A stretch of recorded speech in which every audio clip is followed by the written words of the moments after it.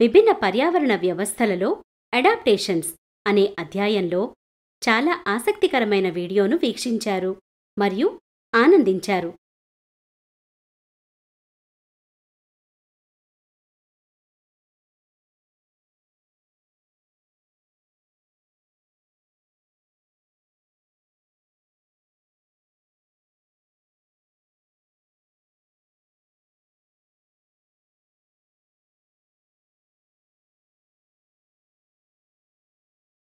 మరియు మొక్కలు మరియు జంతువుల అనుసరణల గురించి చాలా విషయాలు తెలుసుకున్నారు.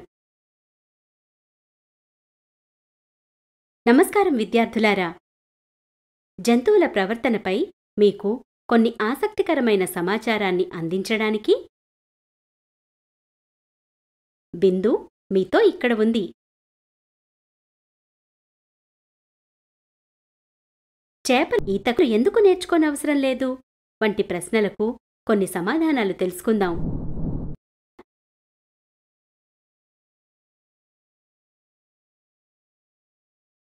సీతాకోకచిలుకలు తేనెను ఎలా తెలుసుకోగలవు?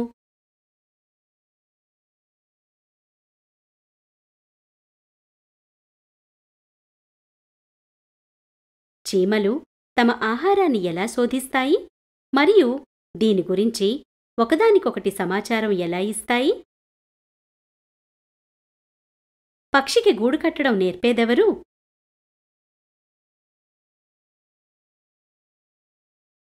మీరు తెలుసుకోవాలనుకుంటున్నారా?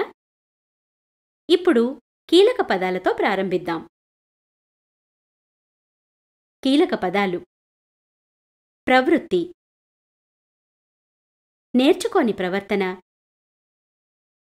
ఆలోచించడం లేదా అనుభూతి చెందే విధానం. రిఫ్లెక్స్. రిఫ్లెక్స్ అనేది అసంకల్పిత లేదా స్వయంచాలకంగా మీ శరీరం ఏదైనా ప్రతిస్పందనగా మీరు దాని గురించి ఆలోచించకుండా చేసే చర్య.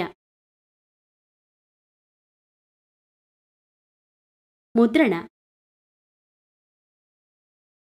చాలా చిన్న జంతువు తనకు దృశ్య, శ్రవణ లేదా స్పర్శ అనుభవాన్ని కలిగి ఉన్న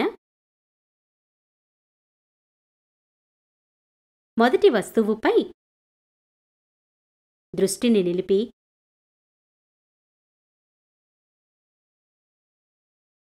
ఆ వస్తువును అనుసరించే అభ్యాస విధానం. కండిషనింగ్. వ్యాయామం, ఆహారం మరియు విశ్రాంతి ప్రణాళిక ద్వారా శారీరకంగా దృఢంగా మారడానికి శిక్షణా ప్రక్రియ. అనుకరణ. మరో జీవి లేదా వ్యక్తి యొక్క పదాలు, ముఖ కవళికలు లేదా చర్యలను కాపీ చేయడం.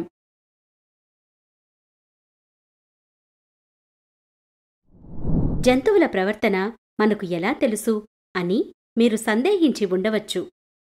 మరియు చాలా కాలం క్రితం కొంతమంది శాస్త్రవేత్తలు జంతువుల ప్రవర్తనను అధ్యయనం చేయడం ప్రారంభించారని మీరు ఆశ్చర్యపోతారు. అవును, ఎథాలజీ అనేది జంతువుల ప్రవర్తన మరియు జంతుశాస్త్రం యొక్క ఉప అంశం యొక్క శాస్త్రీయ మరియు లక్ష్యం అధ్యయనం.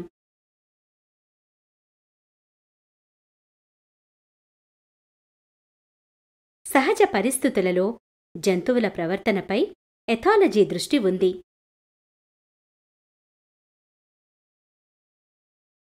ఇది న్యూరో ఎనాటమీ, ఎకాలజీ మరియు ఎవల్యూషన్ వంటి కొన్ని ఇతర విభాగాలకు బలమైన సంబంధం ఉన్న ప్రయోగశాల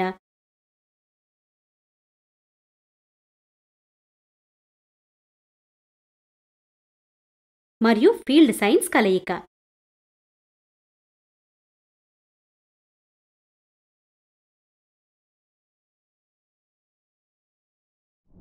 1930లో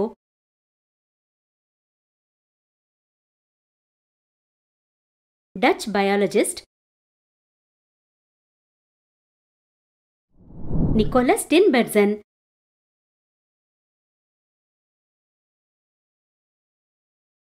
మరియు ఆస్ట్రియన్ జీవశాస్త్రవేత్తలు కొన్రాడ్ లారెన్స్ మరియు కార్ల్ వాన్ ఫ్రిష్ రచనలతో ఎథాలజీ ప్రారంభమైంది.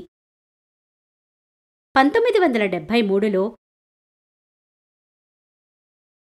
జంతువుల ప్రవర్తనపై చేసిన కృషికి వారికి నోబెల్ బహుమతి లభించింది. కాన్సెప్ట్ మ్యాప్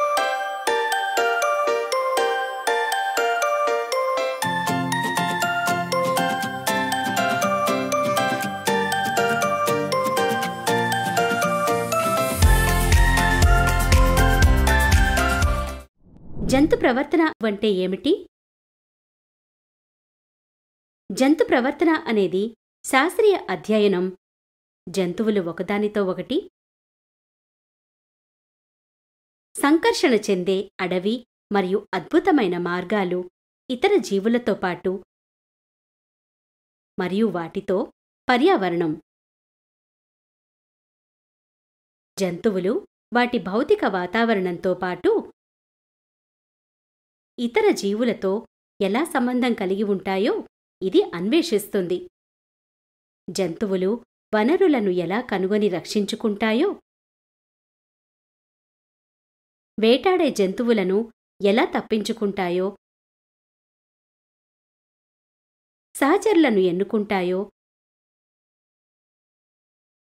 పునరుత్పత్తి చేస్తాయో మరియు వాటి పిల్లలను ఎలా చూసుకుంటాయో ఇది వివరిస్తుంది. ఇది ఎలా ప్రారంభమవుతుంది? జంతువుల ప్రవర్తన యొక్క అధ్యయనం ప్రారంభమవుతుంది. జంతువు ఎలా ఉంటుందో అర్థం చేసుకోవడంతో ఫిజియాలజీ మరియు ఎనాటమీ దాని ప్రవర్తనతో ఏకీకృతం చేయబడ్డాయి.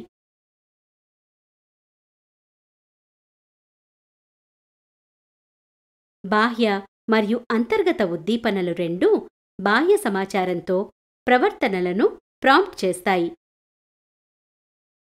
ఉదాహరణకు, ఇతర జంతువుల నుండి వచ్చే బెదిరింపులు, శబ్దాలు, వాసనలు, లేదా వాతావరణం మరియు అంతర్గత సమాచారం, ఉదాహరణకు ఆకలి, భయం. శాస్త్రవేత్తలు వివిధ కారణాల వల్ల జంతువుల ప్రవర్తన యొక్క అధ్యాయానికి ఆకర్షితులయ్యారు. మరియు క్షేత్రం చాలా విస్తృతమైనది. దాణాపై పరిశోధన నుండి సంభోగానికి ప్రవర్తన మరియు నివాస ఎంపిక ప్రవర్తన మరియు సామాజిక సంస్థలు.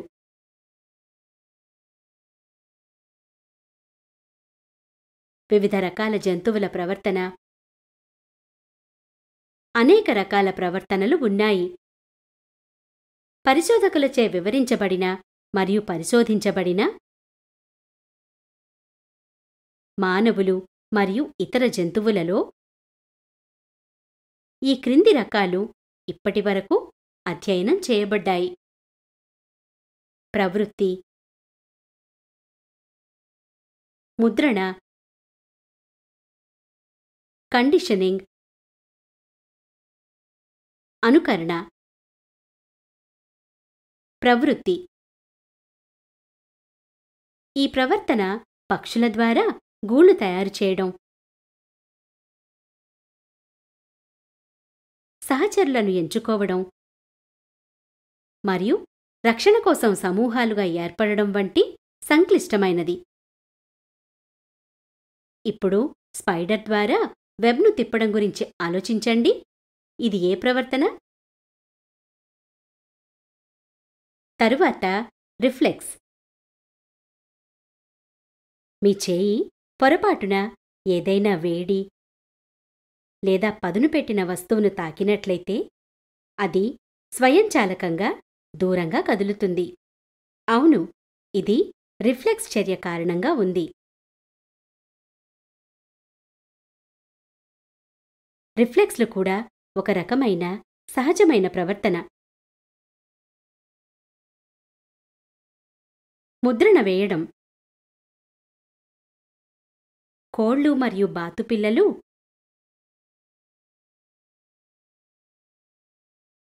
గుడ్ల నుండి పొదిగిన వెంటనే నడవగలుగుతాయి.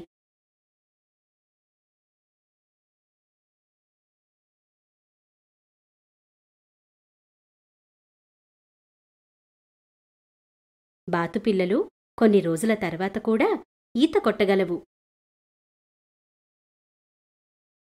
ముద్రణ అని పిలువబడే ప్రవర్తన రకం కారణంగా వారు తమ తల్లిని గుర్తిస్తారు.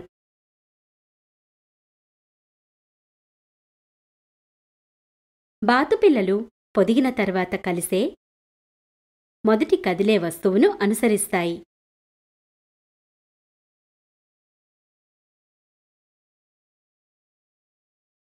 వారు వ్యక్తులు, బంతులు మరియు కార్డ్బోర్డ్ పెట్టెల వంటి ఈ వస్తువుతో సామాజికంగా అటాచ్ అవుతారు మరియు వారిని వారి తల్లులుగా భావిస్తారు. ముద్రణ చిన్న వయసు నుండి చిన్న జంతువులు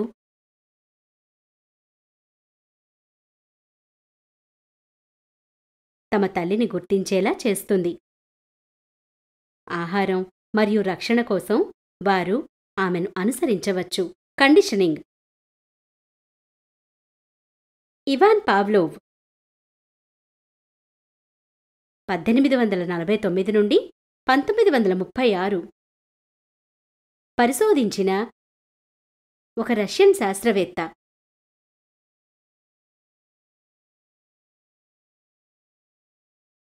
కుక్కలకు ఆహారమిచ్చినప్పుడు అదనపు లాలాజలం ఉత్పత్తి అవుతుందని అతను కనుగొన్నాడు.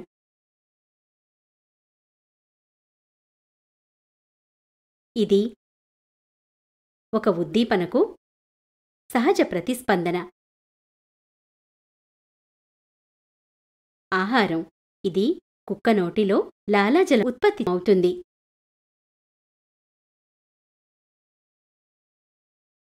ఉత్పత్తి చేయబడిన లాలాజలం ఆహారాన్ని జీర్ణం చేయడాన్ని ప్రారంభించడానికి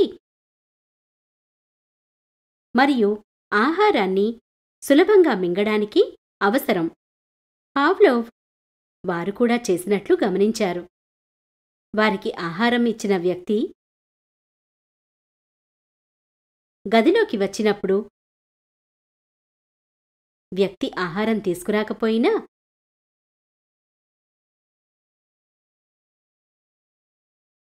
పావ్లోవ్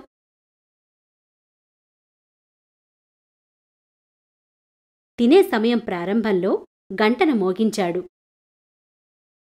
మరియు చివరికి కుక్కలు ఏదైనా ఆహారాన్ని తీసుకురావడానికి ముందు గంటను విన్నప్పుడు అదనపు లాలాజలాన్ని ఉత్పత్తి చేశాయి. గంట శబ్దం వింటే కుక్క లాలాజలం ఉత్పత్తి అవుతుంది. సహజ ప్రతిస్పందన కాదు.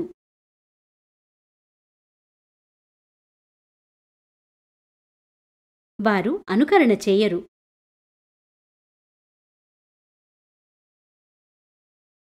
అనుకరణ అనేది ఒక రకమైన ప్రవర్తన. ఒక జంతువు మరొక జంతువును కాపీ చేస్తుంది. మానవులు తరచుగా ఒకరినొకరు అనుకరిస్తారు. తరచుగా తమకు తెలియకుండానే వ్యక్తులు ఒకరితో ఒకరు మాట్లాడుకున్నప్పుడు వారు ఒకే విధంగా నిలబడవచ్చు లేదా కూర్చుంటారు మరియు ఒకరి కదలికలను మరొకరు కాపీ చేసుకోవచ్చు. కొంతమంది శాస్త్రవేత్తలు ఒకదానికొకటి కాపీ చేసుకునే జంతువులు మనుషులని మాత్రమే అనుకుంటారు. ఇతర శాస్త్రవేత్తలు చింపాంజీలు మరియు ఇతర ప్రైమేట్లు ఒకదానికొకటి అనుకరించడాన్ని గమనించారు. ఉదాహరణకు, చింపాంజీలు తినడానికి జ్యూసీ గ్రబ్లను స్పియర్ చేయడానికి కర్రలను ఉపయోగించవచ్చు.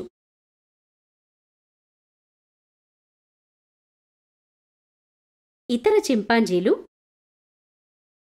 ఈ ప్రవర్తనను కాపీ చేస్తాయి. ఈ విధంగా వారు కొత్త నైపుణ్యాలను నేర్చుకుంటారు. ప్రవృత్తి. మానవులకు ప్రవృత్తులు ఉన్నాయి, కానీ అది సహజమైన కోరికలను అధిగమించడం, నిర్దిష్ట ప్రవర్తనను అనుకరించడానికి మనకు సాధ్యమవుతుంది. ఉదాహరణకి, ఆకలితో ఉన్నవారు డైనింగ్ టేబుల్ వద్ద కూర్చున్న వెంటనే తినడం ప్రారంభించవచ్చు. కానీ వారు మంచి మర్యాద వారు నేర్చుకున్నారు అంటే ప్రతి ఒక్కరూ కూర్చొని తినడానికి సిద్ధంగా ఉండే వరకు వారు వేచి ఉండాలి. అనుకరణ. ప్రజలు తరచుగా ఒకరినొకరు అనుకరిస్తారు. ఈ పాఠాలు, క్రీడలు లేదా పనిలో కొత్త నైపుణ్యాలు వంటి ఉపయోగకరమైనవి నేర్చుకోవడంలో వారికి సహాయపడవచ్చు మరియు ఇది తక్కువ ఉపయోగకరమైన లేదా హానికరమైన ప్రవర్తనను చూపించడానికి వారిని దారితీస్తుంది. ఉదాహరణకు, యువకులు ఒకరినొకరు ఫిట్టింగ్ చేయడానికి కాపీ చేయడం వల్ల ధూమపానం, మద్యం సేవించడం లేదా డ్రగ్స్ తీసుకోవడం ప్రారంభించవచ్చు.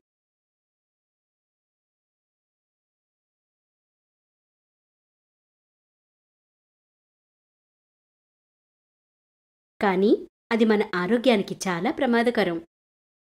కండిషనింగ్ వ్యక్తుల ప్రవర్తనను మార్చడానికి ఉపయోగించవచ్చు. ప్రకటనదారులు ఇందులో చాలా నైపుణ్యం కలవాడు. వారు తరచుగా ప్రసిద్ధ నటులు లేదా క్రీడాకారుల చిత్రాలను ఆకర్షణీయంగా లేదా ఉత్సాహంగా కనిపించేలా ఉపయోగించడం ద్వారా ఉత్పత్తులను కొనుగోలు చేస్తారు.